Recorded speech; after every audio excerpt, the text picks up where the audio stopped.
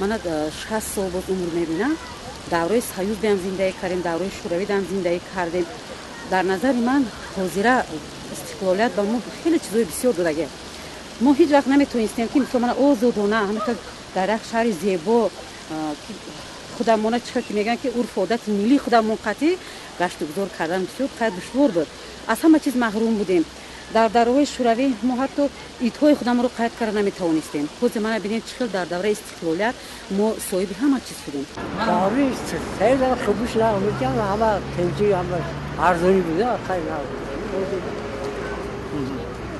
خود همه چی شده کار بودن؟ کار خیلی وقت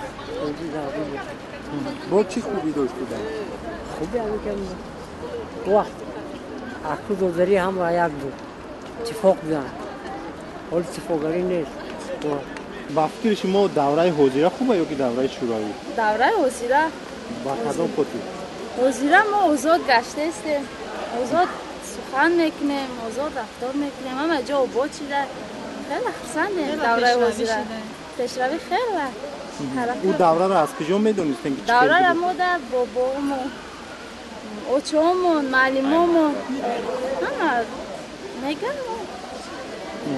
میپرسیم ما را میگن که شما خیلی شاد هستین که در این دور زندگی میکنیم وقتی ما در این خیلی نبود در همین فاز استقلال تاجیکستان زندگی خیلی خوبتر شده است که دوره SSR دم مقصد نسترویتوی نه آبادی همه آزاد میگردن آزاد چی میکنن اینا مقایسه کردن نه اصولخانه ملی بر اومده مقصد خیلی چی شده است مقصد او دوره را در همین درون است مقصد دیده خیلی پیشروی خیلی بهبودی است مقصد دوره سیاست زمین قوایشکی همین کمتر ارزانی بود. هودی پلا میگیری هیچی برکتش نمیبینی بچه جون.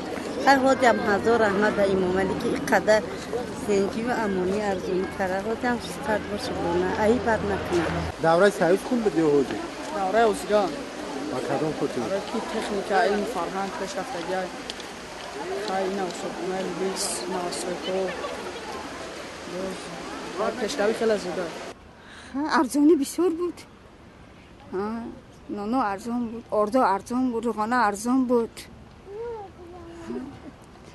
حاضر اکن سال من اردو قیمت، نانو قیمت، همه چیز قیمت ده.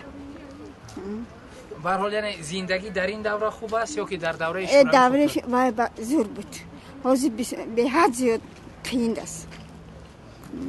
از کودکای ما وقتش به خواب میرفتن تشریف کار نبود انا حاضر بسیار هم تشریف می کودکای 3 ساله 4 ساله میبیند از خفای مهنت